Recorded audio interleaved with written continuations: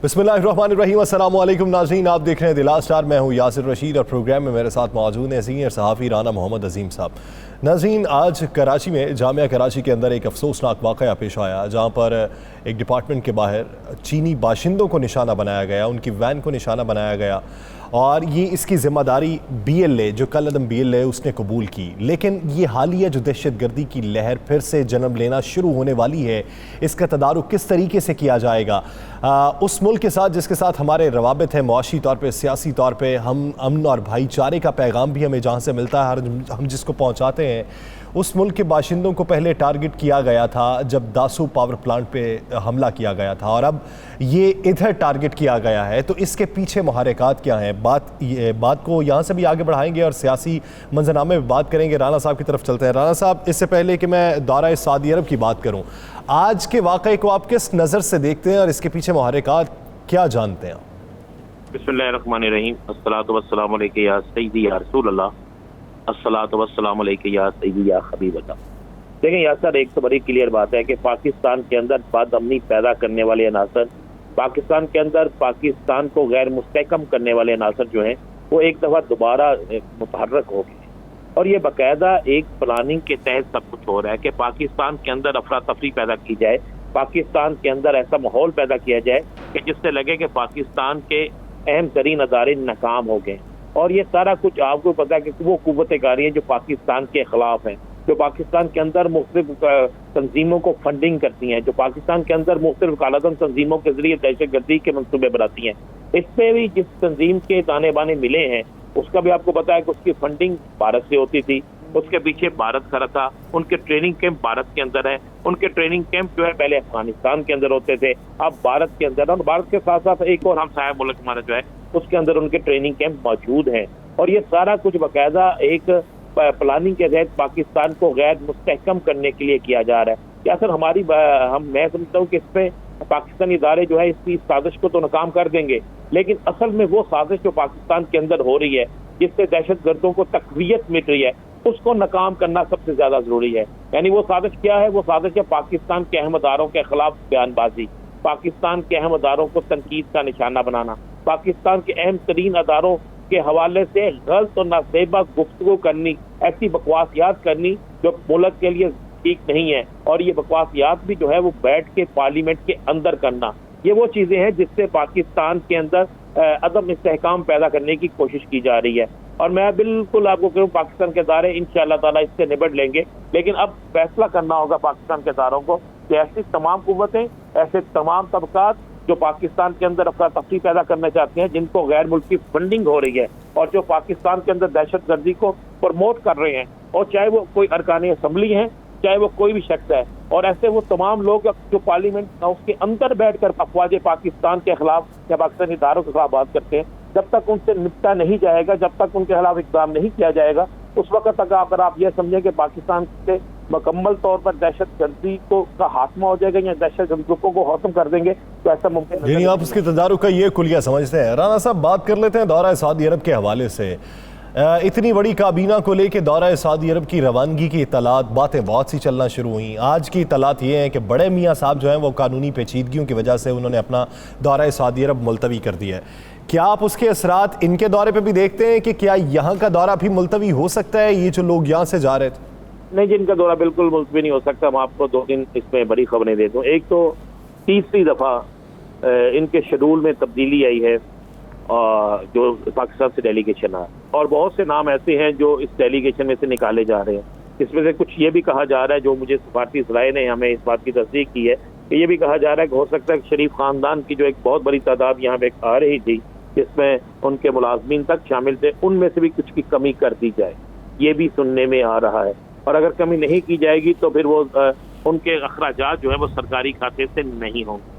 इसी बात है कि इनका यहाँ पे बिल्कुल ये शेड्यूल मुतासर नहीं होगा, क्योंकि इनकी यहाँ पर अहम तरीन मुलाकात जो है वो जद्दा में फाइनल हो चुकी है। और इसके साथ साथ इन्होंने फैसला तब ये होना है कि ये सीधा मदीना शरीफ आते हैं या जद्दा उतरते हैं, जद्दा एयरपोर्ट पर उतरते हैं। इसके हवाले से जो है वो जा रहे हैं, और जो आज इस वक्त भी फैसला हो जाएगा, क्योंकि आज सऊदी सफीर जो पाकिस्तान का सफीर सऊदी अरब में है वो भी आज जद्दा इस वक्त तक पहुंच चुके हैं और जद्दा में पहुंचकर इसी हवाले से वो मीटिंग कर रहे हैं। तो इनका दौरा जो है ये बड़ा अहमियत शामिल है। देखिए, एक सवालात जो बड़े उठ रहे थे मुख्तलिफ जगहों से, मुख्तलिफ तबकात की तरफ से, कि आखिरकार क्या वजह है कि हमेशा पाकिस्तान के जब वज़ीर-ए-आज़म जाते थे तो उनके साथ जो डेलीगेशन जाता था उसमें कुछ इक़्तिसादियात के माहिरीन होते थे, उसमें कुछ ऐसे लोग होते थे जिससे तजारत के हवाले से मामला तय हो जाए, एनर्जी के हवाले से मामला तय हो जाए। लेकिन इस दौरे में पाकिस्तान की तमाम सियासी जमातों के रहनुमा मौजूद हैं जिन्होंने हुकूमत की तब्दीली में अपना अहम तरीन किरदार अदा किया था। नहीं, आप ये समझते हैं कि ये इत्तेहादियों को राम करने के लिए दौरा है? नहीं, ये इत्तेहादियों को राम करने के लिए दौरा नहीं है। ये दौरा ये तासर देने के लिए है कि पाकिस्तान की तमाम बड़ी सियासी जमातें मासवाए एक सियासी जमात के इकट्ठी हैं और हम यहाँ पर जो वादा करके जाएंगे या जो यहाँ पर हम अहद करके जाएंगे या जो यहाँ पर आपको यकीन दहानी चक्र आके जाएंगे वो पाकिस्तान की तमाम सियासी जमातों की तरफ से होगी। एक तो ये है। दूसरी बात यह है कि इस टूर में कुछ नाम तो वो है जो वज़ीर आज़म ने खुद डाले और कुछ नाम वो हैं जो वज़ीर आज़म की ख्वाहिश के बरखिलाफ यहाँ पे हैं। उसमें कुछ नाम तो वो किसकी ख्वाहिश पे हो सकते हैं?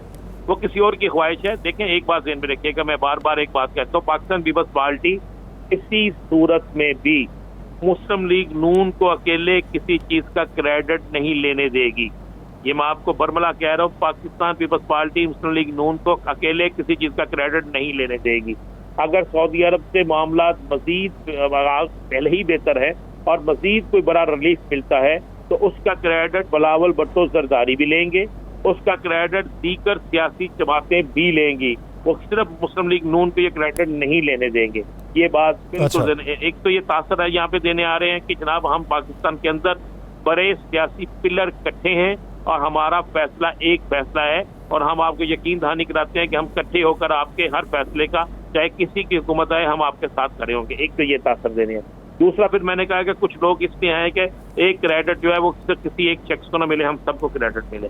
और उसके बाद मैं आपको एक बात बड़ा क्लियर कर दूं, ये टूर बड़ा अच्छा टूर होगा। सऊदी हुकूमत ने हमेशा हर बुरे वक्त में पाकिस्तान की मदद की है, मजीद मदद भी करेंगे, चाहे किसी की भी हुकूमत हो। सऊदी अरब ने हमेशा अपना हक अदा किया है। लेकिन इसके बाद एक चीज देखने वाले है कि क्या मौजूदा जो सेटअप जो लोग यहाँ पे आ रहे हैं, क्या ये मुस्तकिल चलेंगे?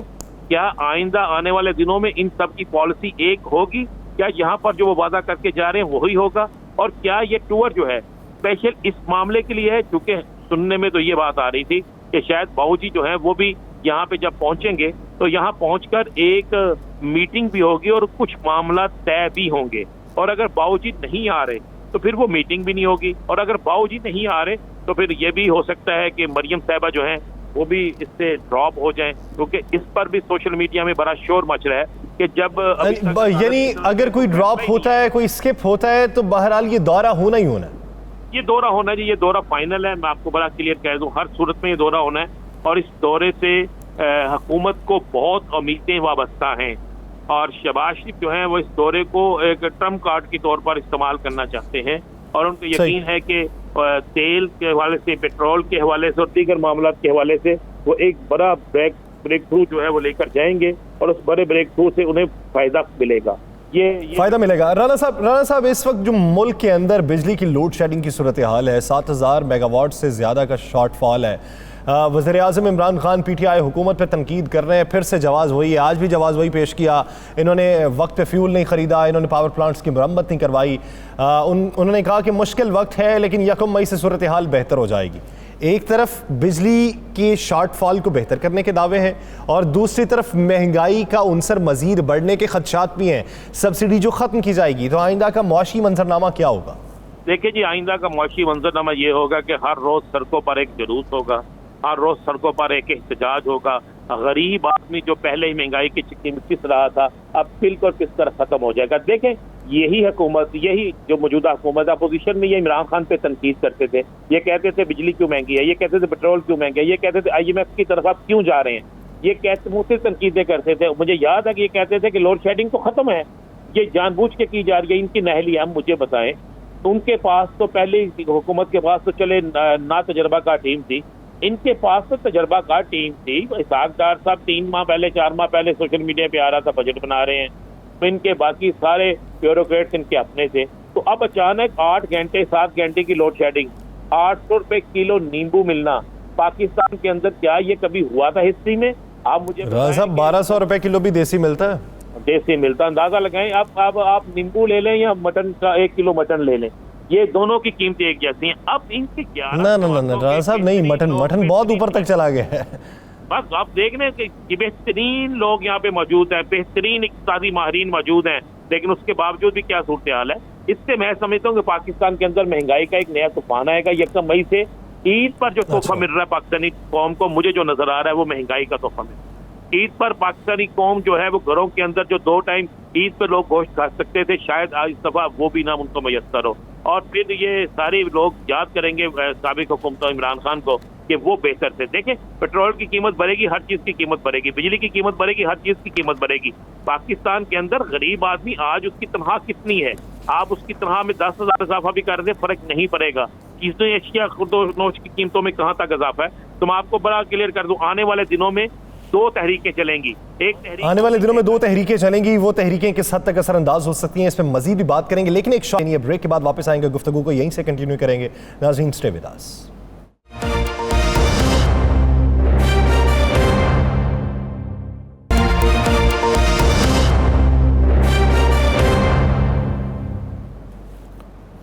ब्रेक के बाद खुशामदीद। नाज़रीन, पाकिस्तान तहरीक इंसाफ का मुल्क भर के इलेक्शन कमीशन के दफातर के बाहर एहतजाज करने का भी ऐलान है। हर उस हल्के में एहतजाज करने का ऐलान है जिस हल्के का पाकिस्तान तहरीक इंसाफ का रुकन कौमी असम्बली मुनहरिफ हुआ था और उसने अपोजिशन का साथ दिया था।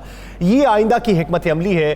खान साहब ये कहते हैं कि हर उस हल्के में जाएंगे और देखते हैं कि उस हल्के में उसको वोट कैसे पड़ते हैं। दूसरी तरफ जो मुत्तहिदा हुकूमत है उसको दरपेश चैलेंजेस ये हैं, एक बिजली की लोड शेडिंग है जिस पर काबू पाना है, मुआशी मंजरनामे में मुस्तहकम सूरत हाल इख्तियार करनी है और इस तरीके से मईशत को आगे बढ़ाना है कि पिछली हुकूमत पे जो इल्ज़ामात थे उन इल्ज़ामात का भी जवाब दिया जा सके और अपना बयानिया भी अपनाया जा सके, अपनी इलेक्शन कैंपेन भी आगे चलाई जा सके।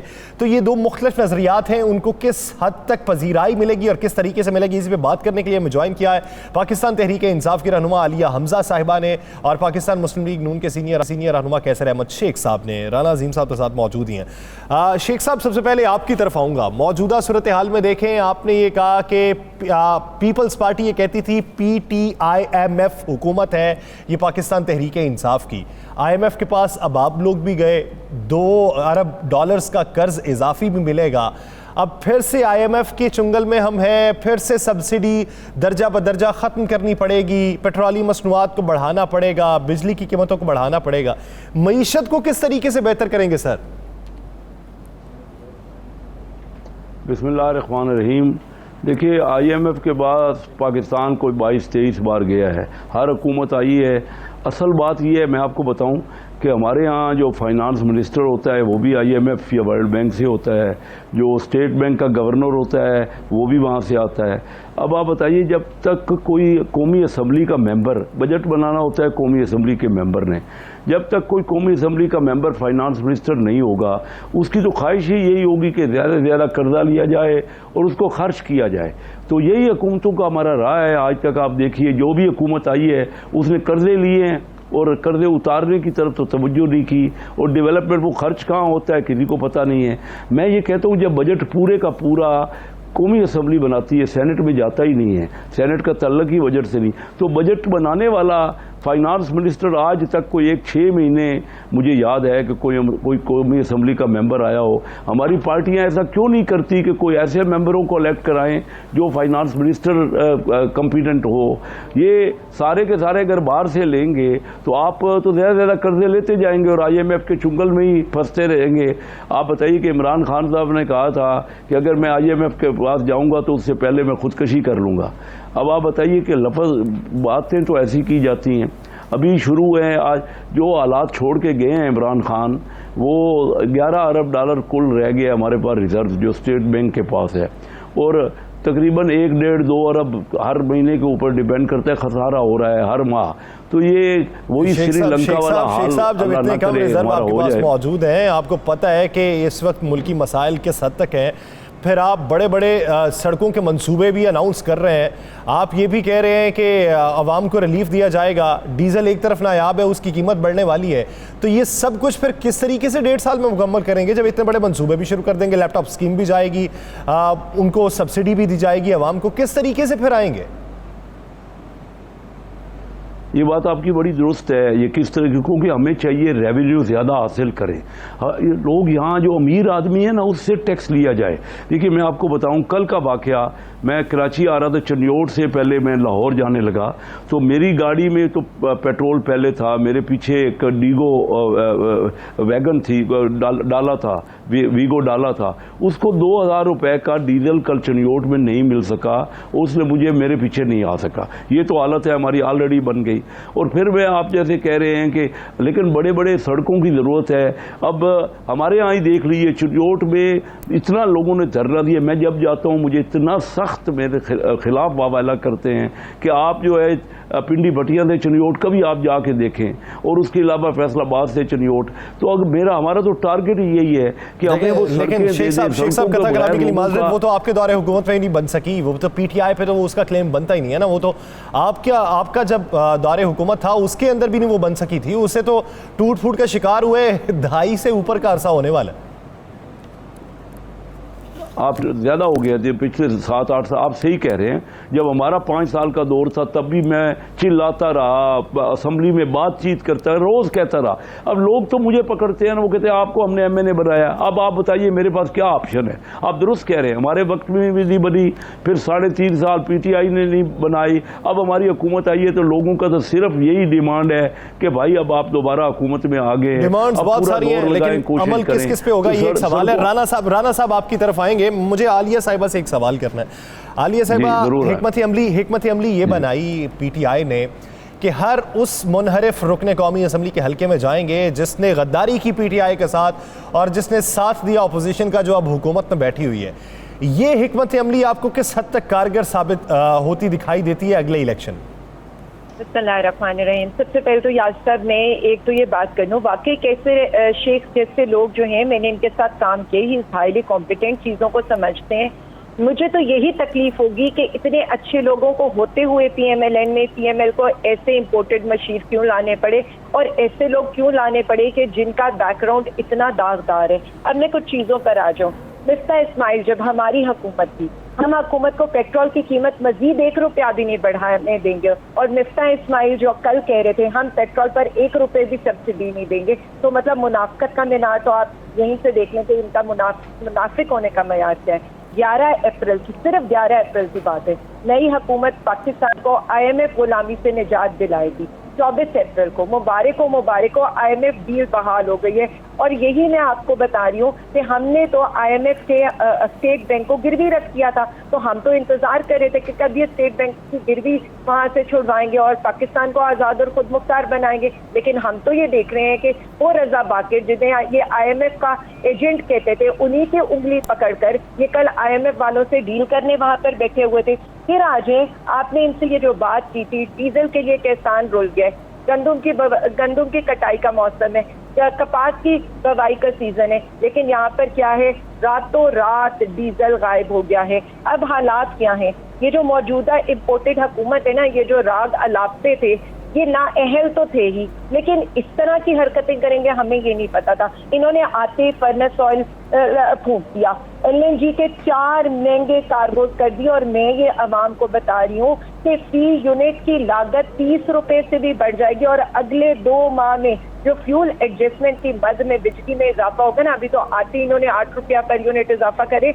वो नाकाबिले बर्दाश्त हो जाएगा कि अवाम बल्ब जलाते हुए और पंखे चलाते हुए भी डरेंगे। तो बात सिर्फ इतनी है कि हम यही बता रहे थे कि जब हमारा मुल्क अच्छा भला चल रहा था, रिकॉर्ड एक्सपोर्ट हो रही थी, रिकॉर्ड रेमिटेंसेस हो रहे थे, रिकॉर्ड टैक्स कलेक्शन हो रही थी, फिर ऐसा क्या हुआ कि अमेरिका की गुलामी में ये जो इम्पोर्टेड भिखारी जोकर बैठे थे, उनके हवाले मुल्क को कर दिया गया। बद इंतजामी, एक तरफ लोड शेडिंग, एक तरफ डीजल नापैद, एक तरफ किसान लाइनों में रुल गए, मुजरिम काबीना में बैठे हैं, और जो खानदान अशराफिया है वो सरकारी उम्रों के ऊपर अपने मालिशिये और अपनी नौकरानियों के समेत जा रहे हैं। अब आप आ जाए, हमने क्या बात की थी और हम ये क्या करना चाहते हैं। मुझे आप ये बता दें, इलेक्शन कमीशन का काम क्या है? इलेक्शन कमीशन का काम है इंतखाबात 90 रोज में करवाना। इलेक्शन कमीशन का काम है अगर कहीं पर कोई मुनहरिफ अराकीन है तो उन्हें डी सीट करना, यानी लोटों को डी सीट करना।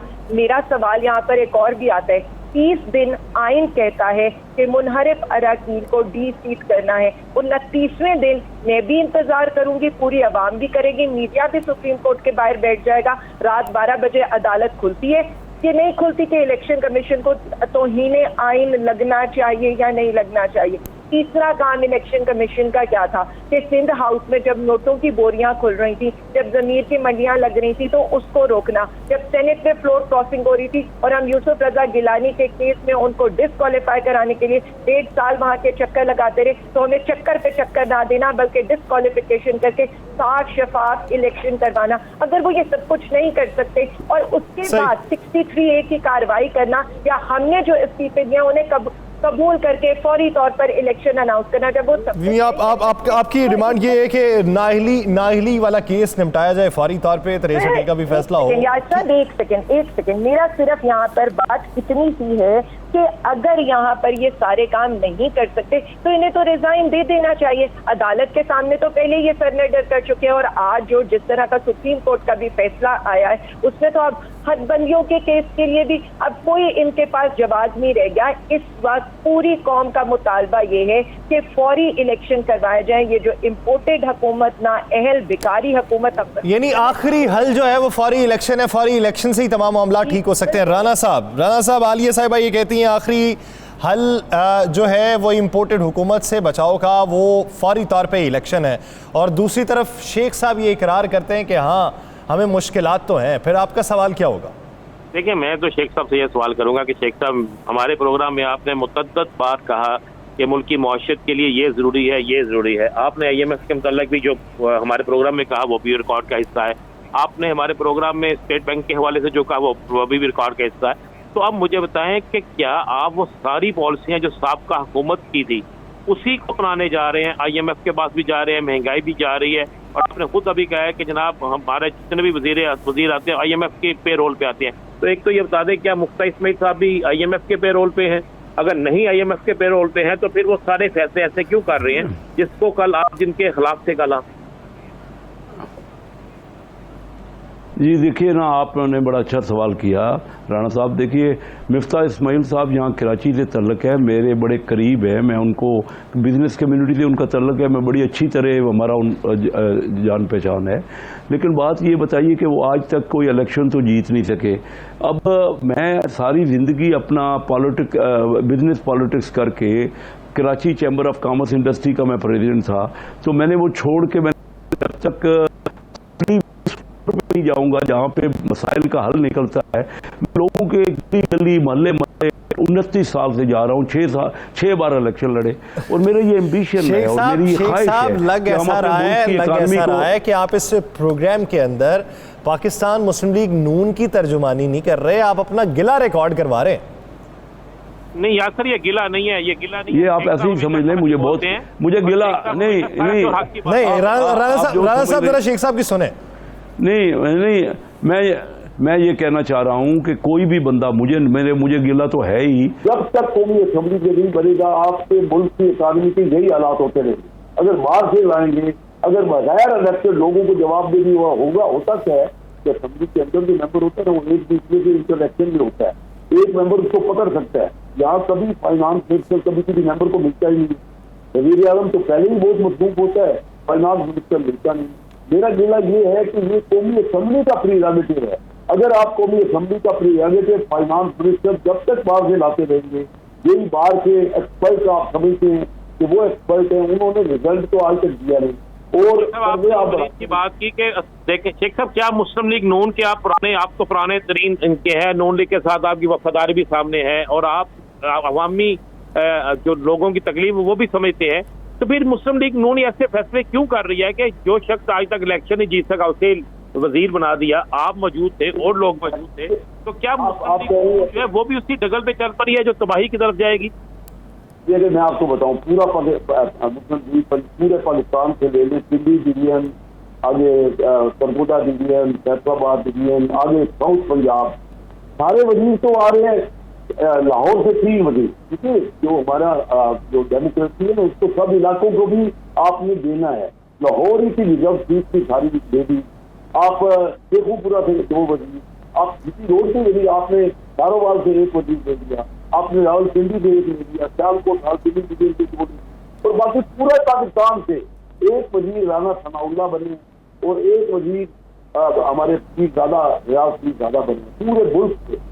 मैं मुस्लिम लीग की बात कर रहा हूँ। अगर ये रहेगा तो लोगों का रिजेंटमेंट होगा, आपको तमाम इलाकों को नुमाइंदगी देनी पड़ेगी। अब मैं जब अपने हल्के में गया ही हूँ, आप इसको मेरा जाती बात न समझे, मैं ये पूरे मुल्क की बात कर रहा हूँ। नुमाइंदगी मैं नहीं कह रहा मुझे बनाए, मैं ये कह रहा हूँ कि आप जब तक बराबरी की बुनियाद से यकसा तरीके से मुल्क के अंदर डेमोक्रेटिक नाम नहीं बनाएंगे। और बात मैं ये करना चाह रहा हूँ कि वो इलाके तरक्की नहीं करेंगे ना, इलाके तो हमारे इलाकों में सड़कें नहीं है।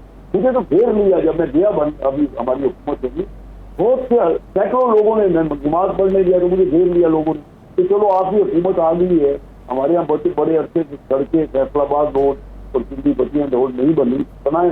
तो मैंने सब लोगों को बुलाया, मैंने कहा आ जाइए मसले अपने कीजिए। मुझे वजारत नहीं दी, कोई मसला नहीं है, चलो उन्होंने बेहतर समझा होगा, लेकिन हमारे अगर मसाइल का हल नहीं निकला तो हम क्या करेंगे? हम कैसे इन पार्टियों को वोट पे अटेम्प्ट करें? हमारे इलाकों के लिए भी तो नुमाइंदगी होनी चाहिए ना। सही बात असेंबली का मेंबर ये लाजमी है, मैं ये करवाऊंगा और करवा के छोड़ूंगा। मैं आपको ये बता रहा हूँ, चाहे कोई भी पार्टी है, हर पार्टी ने यही किया कि वर्ल्ड बैंक से और IMF से अपने फाइनेंस मिनिस्टर मिलने आए हैं या एक्सपर्ट, सो कॉल्ड एक्सपर्ट बनाए। मैं ये लोग तो मैंने उनको ट्रेन किए जो बन रहे हैं ना, अब ये मैंने इनके चचा, जिसका इस्माइल से चचा मेरे साथ जब मैं प्रेसिडेंट था ना कराची चैम्बर का, तो वो मेरी मैनेजिंग कमेटी के मेंबर थे। ये हमारे दोस्त है, हमारा तल्लुक है। लेकिन उससे शेख साहब आपके जज्बात देख के लगता है PMLN छोड़ने के इशारे हैं। PMLN तो अगर हमारी बातें मानेगी तो हम नहीं छोड़ेंगे, बाकी तो हर एक का राइट है हर वक्त। लेकिन अब ये कह रही है मुनारत कैंडिडेट जो है ना, असल बात ये मैं समझ रहा हूँ कि जब तक पार्टियों में मेंबरों की अहमियत नहीं होगी, एक बंदा जरूरी नहीं कि इमरान खान या हमारे मियां शहबाज शरीफ जो बात कहें हर मेंबर वो बात पे अमल करे, नहीं तो मुनारत हो जाएगा। ये कोई डिक्टेटरशिप नहीं है।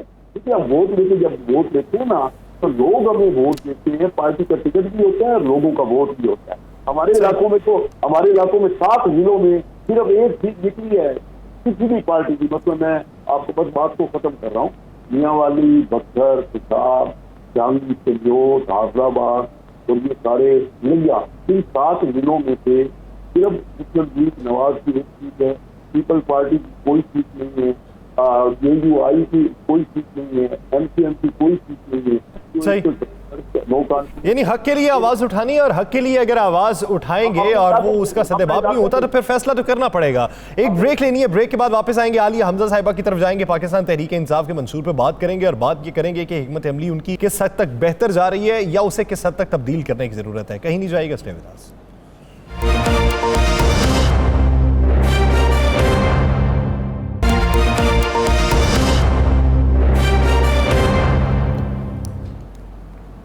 ब्रेक के बाद एक बार फिर से खुशामदीद नाज़रीन। ब्रेक से पहले जिस तरह हम बात कर रहे थे, कैसर अहमद शेख साहब का मौक़िफ़ ये है कि हक़ की खातिर आवाज़ उठानी चाहिए। जो बेहतर पॉलिसीज़ बनानी है ना, उसके लिए कौमी असम्बली का मेंबर होना ज़रूरी है, जिसे ये पता हो कि मैं मुल्क के साथ लॉयल हूँ, मुझे रहना यहाँ पे है, अवाम ने मुझे मुंतखब किया है और अवाम की उम्मीदों के मुताबिक उतरूँगा।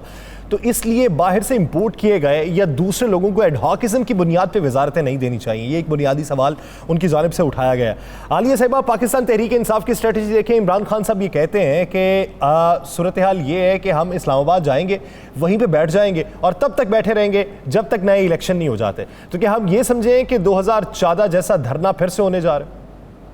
देखिए, यहाँ से मैं बहुत सी चीज़ों का जवाब देना चाहती हूँ। पहले मैं कैसर शेख साहब की बात का जवाब दे दूँ। असल में ना हुआ ये नहीं है, हुआ ये है कि पाकिस्तान का जितना भी जो है ना, जिसे कह दें कि जितने नाअहल लोग, जितने करप्ट लोग, जितने जमानत शुदा लोग, जितने नैबजदगान लोग, सबको इकट्ठा किया गया और इस मुल्क की एक काबीना बना दी गई, जिसे आप क्रिमिनल मोस्ट वांटेड की काबीना कह दें। इसमें इन जैसे शरीफ शुरफा का काम करने वाले लोगों का वाकई ही कोई काम नहीं था। क्योंकि मुझे एक तो इस मुल्क के साथ ये कसूर किया गया कि इम्पोर्टेड US रिजीम चेंज किया गया, दूसरा सारा जिसे कह देना सियासी गंद इकट्ठा किया गया और इस मुल्क पे मुसल्लत कर दिया गया। अब आ जाए तो यहाँ पर जो मैं पहले भी बात कर रही थी, देखें सीधी सादी सी बात है, हम क्या कह रहे हैं। आज आप ये देख लें कि आज जो पार्लियामेंट है, पार्लियामेंट की क्या इससे बढ़ के बेतौकीरी हो सकती है।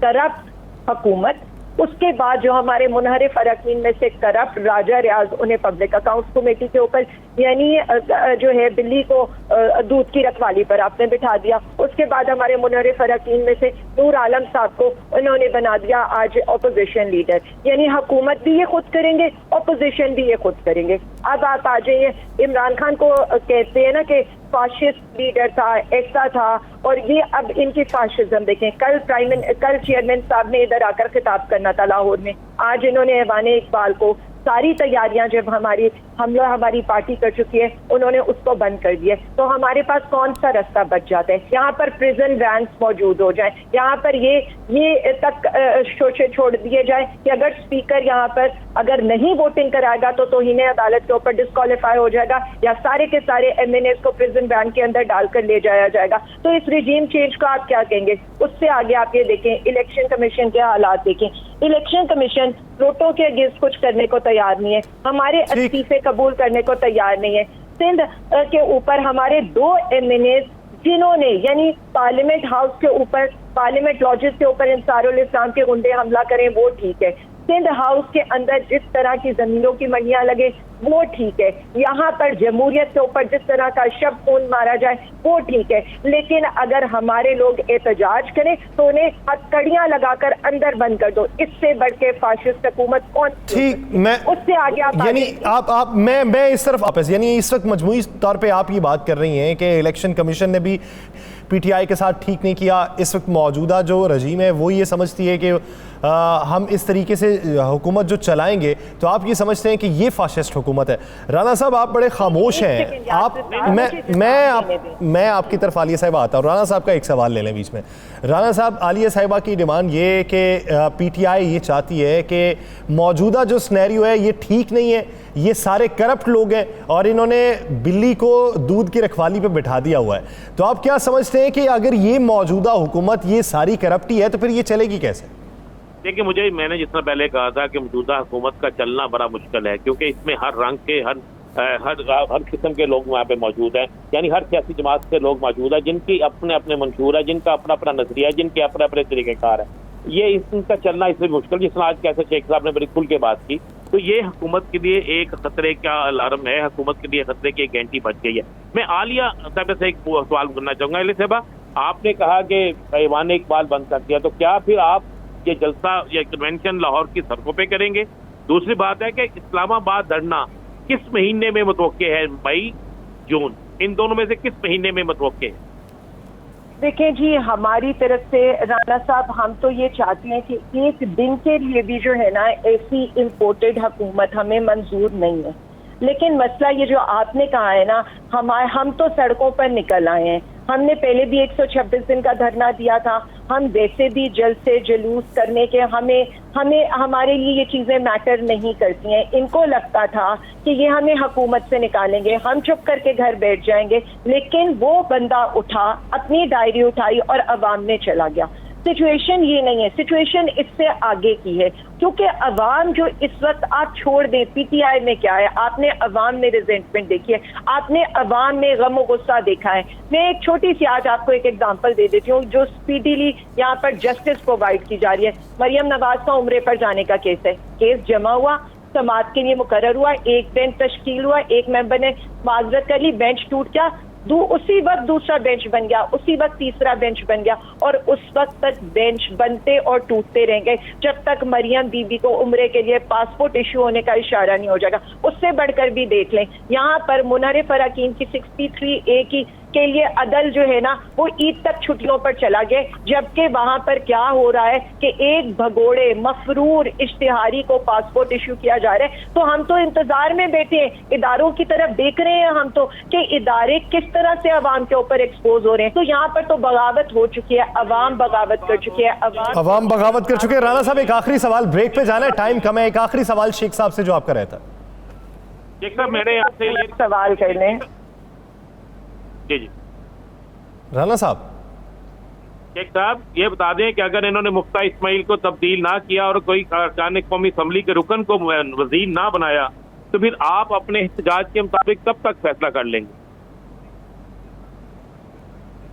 नहीं, मेरा एहतजाज देखिए, पार्टी के अंदर हर मेंबर की राय की अहमियत होती है, तो मैं समझता हूँ कि पार्टी को ये बात माननी पड़ेगी। मैं मिफ्ता, देखिए मैं तो ये कहता हूँ कि बजट अच्छा पेश हो ही नहीं सकता। आने वाला बजट है, बजट का मेरा शुरू से ये को मैं पहली बार नहीं कह रहा, मैंने अपनी कई तकारीर में और आपके सामने कहा है, बजट सिर्फ कौमी असम्बली बना सकती है। ये हमारा हक हमें मिलना है लाजमी। नहीं तो मैं तो इसी सोच से आया था, 6 इलेक्शन मैंने कंटेस्ट किए, मेरा कोई इंटरेस्ट नहीं था ये गली मोहल्ले के पॉलिटिक्स में। मैं ज़रूर चाहता था कि मेरे इलाका बेहतर हो, लेकिन मैं क्योंकि मैं समझता हूँ, मैंने डॉक्टर महबूब हक साहब के साथ काम किया है और ये मैं वाहिद मैं हूँ जो जिसकी फैमिली कराची, लाहौर और फैसलाबाद चैम्बर ऑफ कॉमर्स को की सदारत कर चुकी है। तो मैं ये चाहता हूँ कि मेरा मुल्क आगे बढ़े इकनॉमिकली। तो ये ख्वाहिश है मेरी। मैं एहतजाज करता रहूँगा, पार्टी में कहता रहूँगा, मैं पार्टी के साथ एहतजाज आप करते रहेंगे, मुल्क की बेहतरी के लिए करते रहेंगे और अरकान कौमी असम्बली की हिमायत के लिए कहते रहेंगे कि जो उनके हक है वो उनको मिलना चाहिए और उसी हक के तहत बजट है ये कौमी असम्बली में बनना चाहिए। लेकिन आपको जो आने वाला बजट है वो बहुत अच्छा दिखाई नहीं देता। बहुत शुक्रिया आलिया हमजा साहिबा और कैसर अहमद शेख साहब इस हवाले से अपना वक्त देने के लिए। नाज़रीन, इसी सियासी मंजराम में भी मजीद भी बात करेंगे, लेकिन एक शॉर्ट ब्रेक के बाद कहीं नहीं जाएगा। Stay with us.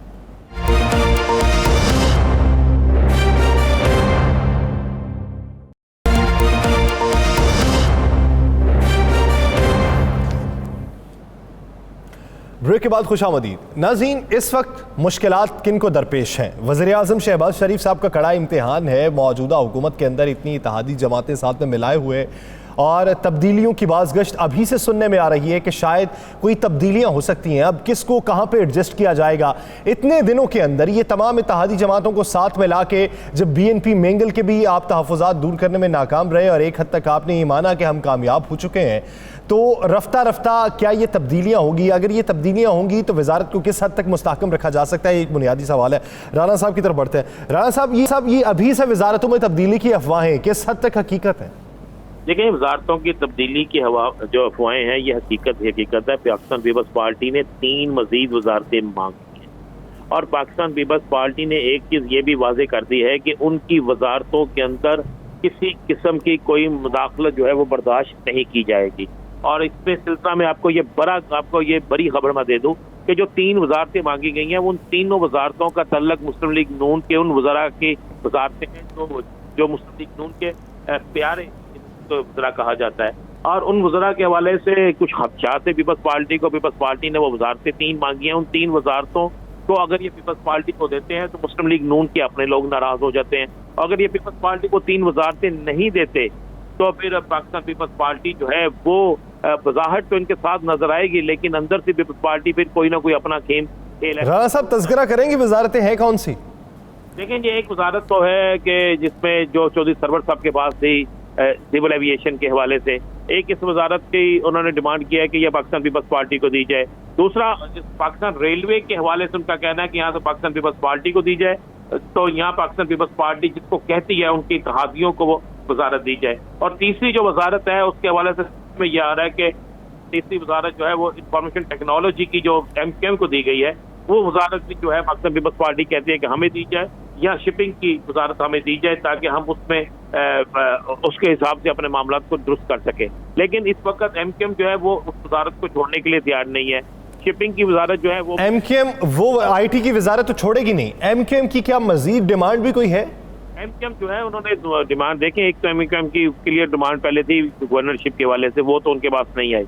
अब MQM जो है वो 2 या 3 वजारतें और मांग रही है। उस वजारतों के हवाले से हमारे पास जो इत्तलात है कि दौरा सऊदी अरब के बाद MQM बाकायदा अपनी एक डिमांड जो है वो हुकूमत को पेश करेगी, जिस डिमांड में ये होगा कि जनाब MQM जो पहले वजारतें अपने पास रखते हैं, आपको पता है MQM की सबसे फेवरेट वजारतें जो थी वो इस वक्त तक MQM के पास नहीं है। जिस वजारत के हवाले से MQM ने हमेशा हर हुकूमत में फंडा डाला था वो वजारत MQM अब आज भी चाहती है। तो ये कुछ चीजें हैं जिसके बाद जो इत्तेहादियों के अंदर 11 रुकनी जो एक हुकूमत है, 11 रुकनी इत्तेहादियों की जो हुकूमत है, उसमें चाहे कोई एक है, किसी की 1 नशिस्त है, चाहे किसी की 3 नशिस्तें हैं, चाहे किसी की 30 है, चाहे किसी की 50 नशिस्तें हैं, सब जो है वो ज्यादा से ज्यादा अपना हिस्सा मांग रहे हैं और सबको हिस्सा नहीं मिल रहा, जिसकी वजह से ये इख्तलाफात जो है आहिस्ता आहिस्ता बढ़ते जाएंगे। अब सऊदी अरब के टूर के बाद आप देखेंगे कि आहिस्ता आने वाले दिनों में हालात किस तरफ जाते हैं। और आपको एक और बड़ी खबर दे दूं, पाकिस्तान पीपल्स पार्टी ये फैसला कर चुकी है। ये मैं आपको वो खबर दे रहा हूँ कि जिसके बाद आपको ये चीजें नजर आना शुरू हुई। पाकिस्तान पीपल्स पार्टी ये फैसला कर चुकी है कि हुकूमत के खिलाफ अवामी जो रद्द अमल आ रहा है, इसमें वो किसी एक चीज की जिम्मेदारी अपने पे नहीं लेंगे, बल्कि वो तमाम जिम्मेदारियां जो होंगी वो मुस्लिम लीग नून के खाते में डालेंगे। जो ये तो जितनी फिर इत्तेहादी जमातें हैं, ये तो जिम्मेदारी कोई भी नहीं लेगा, खाते में तो पाकिस्तान मुस्लिम लीग नून के जाएगी, क्योंकि एक बड़ी वजारत उज़्मा के ऊपर उनके सदर बराजमान है। और मैं आपको ये भी बता दूं, चले मैं आपको ये भी खबर दे देता हूँ, आइंदा आने वाले चंद दिनों में सबसे पहले पाकिस्तान जो है MKM की तरफ से बयान आएगा महंगाई के खिलाफ कि हम इस महंगाई को बर्दाश्त नहीं करते। उसके बाद पाकिस्तान पीपल्स पार्टी की तरफ से ये आवाज़ें आना शुरू हो जाएंगी कि ये महंगाई ख़त्म करेंगे, महंगाई बर्दाश्त से बाहर है। और इसकी ये आवाज़ें इसलिए आना शुरू हो जाएंगी कि MKM और पाकिस्तान पीपल्स पार्टी जानबूझकर ये आवाज़ें निकालेगी ताकि अवामी तौर पर वो ये तासर दे सके कि हम खुद भी हुकूमत में होने के बावजूद भी महंगाई के खिलाफ थे और महंगाई के खिलाफ में, और इस महंगाई के मामले पे हमारा कोई कसूर नहीं है। तो इसके बाद आप देख सकेंगे कि क्या उसकी सूरत बनेगी हुकूमत के अंदर। मियां शहबाज शरीफ साहब जो वज़ीर आज़म पाकिस्तान है, इनके लिए हर आने वाला दिन जो है वो मुश्किल तरीन दिन होता जाएगा। देखिए, जहां पर इमरान खान के साथ अगर 4 इत्तेहादी थे या 5 इत्तेहादी थे तो उनके लिए हुकूमत करना मुश्किल बना हुआ था। हर इत्तेहादी की अपनी डिमांड थी। खुद एक दफ़ा इमरान खान ने कहा था कि मैं कई दफ़ा इजलासों में जाने से पहले और जाने के बाद जो है वो 2-2 गोलियां खाता था सर दर्द की। तो ये बात थी। तो अब तो यहाँ पे 11 लोग हैं और 11 जमातें हैं। 11 जमातों की अपनी अपनी डिमांड है। मुस्लिम लीग नून खुद एक पाकिस्तान की एक बहुत बड़ी सियासी जमात है, उनका एक अपना मंशूर है, उन्होंने आइंदा इलेक्शन के लिए अपनी हिकमत अमली बनानी है। पीपल्स पार्टी की राह में रुकावट है। MKM की एक अपनी हिकमत अमली है। MKM अपने लिए सब कुछ चाहती है। ANP पिशावर में सब कुछ करने के लिए आप सब शेर बाहू की अपनी डिमांड है। मौलाना फजल रहमान आइंदा आने वाले इंतखाबात में अपनी नशीस जो है वो एक बड़ी सीट पर देख रहे हैं। तो इसलिए हर शख्स जो है, हर सियासी जमात जो है वो अपना अपना मफाद चाहती है। किसी को मुस्लिम लीग नून का मफाद अजीज नहीं है, ना ही किसी को, मेरे ख्याल से माजरत से मैं कह रहा हूँ कि वो मफाद अजीज को जो कौमी मफाद हो। हर सियासी जमात आइंदा आने वाले इलेक्शन की तैयारी कर रही है। वो इलेक्शन आइंदा आने वाली इलेक्शन की तैयारी पे फिर बात कर लेते हैं। राना साहब, आपको क्या लगता है पाकिस्तान तहरीक इंसाफ ने जो नई प्लानिंग बनाई है, आज जिस तरह साबिक प्राइम मिनिस्टर इमरान खान साहब ने ये कहा पेशावर के अंदर कि नूर आलम आए यहाँ पे, आके मांगे वोट, हम देखते हैं कैसे उसको वोट मिलते हैं। हर उस हलके में जाएंगे जिसके अरकान असेंबली मुनहरिफ हुए थे और उन्होंने हमारा साथ छोड़ दिया था। आपको कशीदगी दिखाई नहीं देती इस पूरे मंजरनामे में? बिल्कुल देती है यासर। अगर आप जरा हमारा पुराना प्रोग्राम उठा के देखें तो हमने ये पहले तय किया था कि इमरान खान हर उस हलके में जलसा करेंगे जिस हलके के लोग इनको छोड़ के गए हैं, ताकि ये एक ऐसी मूवमेंट बना दें कि उन हलकों के अंदर से उठने वाली आवाज़ के बाद कोई भी शख्स जो है वो तहरीक इंसाफ छोड़ने का इरादा जो अगर कर भी रहा है तो इरादा तर्क कर दे। तो ये तो बड़ा क्लियर है। देखें, ये पॉलिसी तहरीक इंसाफ की पॉलिसी है और इस पॉलिसी पर उन्होंने अमल दरामद शुरू कर दिया है। और इसी पॉलिसी के तहत नूर आलम खान हो, राजा रियाज हो, जो फैसलाबाद में जलसा होगा उसके बाद वो जलसा आप देखिएगा राजा रियाज के हल्के से शुरू होगा। इसी तरह जो मुल्तान में जलसा है वो जो मुल्तान सराइकी बेल्ट से जो लोग मुनारफ होके गए हैं उनके हवाले से होगा। इसी तरह आप गुजरांवाला हो या किसी जगह हो, ये जलसे इसी तरह चलेंगे। अब PTI के मुनहरफ अरकान के हल्कों में जलसे होंगे। साबिक वज़ीर आज़म खुद वहाँ पे खिताब करेंगे, वहाँ पे अवामी कैंपेन बनी जाएगी। और मैं आपको एक और खबर बड़ी ब्रेक कर देता हूँ। तारिक बशीर चीमा के हल्के से मुस्लिम लीग नून के अहम तरीन शख्सियात तहरीक के इंसाफ में शामिल हो। इसी तरह राजा रियाज के हल्के से, इसी तरह दीगर हल्कों से जो नून लीग के लोग थे वो अब तहरीक में शामिल हो रहे हैं। यहाँ तक कि कुछ दिन पहले हम ये अफवाहें गर्दिश कर रही थी कि मंजूर अहमद भट्टू, जिन्होंने बाकायदा मुलाकातें की थी आसफ अली सरदारी साहब से, जिन्होंने मुलाकातें की थी बिलावल भट्टू सरदारी साहब से, अब सुनने में आ रहा है कि वो भी तहरीक के इंसाफ का रुख कर रहे हैं। और सकता है आइंदा चंद दिनों में वो तहरीक के इंसाफ में बाकायदा शमूलियत का ऐलान करते हैं, क्योंकि अब लोग, सियासतदान हवा का रुख देख रहे हैं कि अवामी हमायत किस तरफ है, अवाम किसको वोट देना चाहती है, अवाम का रद्द-ए-अमल क्या है, अवाम का रुझान किस जमात की तरफ है। आज से 3 माह पहले अवाम का रुझान तहरीक इंसाफ की तरफ नहीं था। 3 माह पहले शायद तहरीक इंसाफ का टिकट लेने के लिए कोई तैयार नहीं था, लेकिन आज की सूरत बिल्कुल यकसर तब्दील हो चुकी है। और इस तब्दील हुई सूरत हाल में हमेशा सियासी खानदान, सियासी गिरोह, सियासी ग्रुप और सियासी जो रहनुमा होते हैं वो फायदा उठाते हैं। उनके नजरियात तो हवा के रुख की तरह तब्दील होते हैं, चाहे वो कुछ भी हो। और अब तो मजीद इससे तब्दीली जरूर हो शुरू हो। लेकिन राना साहब आप ये देखें कि इधर से जो मुत्तहिदा हुकूमत है वो भी एहतजाज का यानी अपनी कैंपेन का सिलसिला चलाना चाहती है, नए इंतखाबात की कैंपेन, तो अवामी राबिता मुहिम चलाना चाहती है।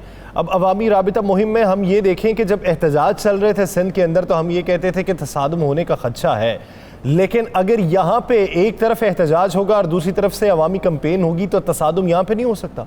बिल्कुल तसादम होगा, और इस तसादम से बचने का बेहतरीन हल जो है वो नए इलेक्शन है, इसके अलावा कोई हल नहीं। या सर दूसरी चीज आप ध्यान में रखिएगा, अब हुकूमत की तरफ से जो जमातें हैं वो इंतहाबी अपनी इलेक्शन के लिए जा रही हैं, जल्द इलेक्शन के लिए अपनी कैंपेन शुरू करेंगे या अवामी राब्ता मुहिम शुरू करेंगे। वो क्या लेकर जाएंगे अवामी राब्ता मुहिम में? अगर वो ये लेकर जाते हैं कि साबका हुकूमत ने महंगाई की थी तो क्या उनके आने से महंगाई खत्म हो गई? क्या उनके आने से बिजली के रेट कम हो गए? उनके आने से क्या आम आदमी को कुछ मिल गया? क्या उनके आने से अशिया खुर्दोनोश की कीमतों में कमी आई? क्या उनके आने से गरीब आदमी जो है उसको कुछ मिला?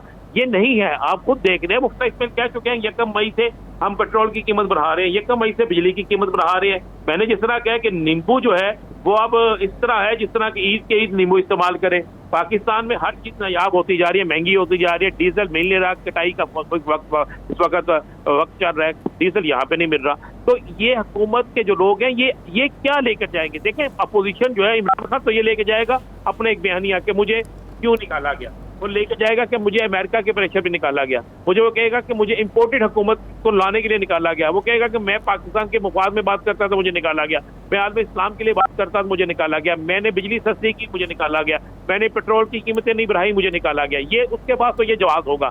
हुकूमत के पास क्या जवाब होगा? इत्तेहादियों के पास क्या जवाब होगा? वो किस बुनियाद पे जाएंगे?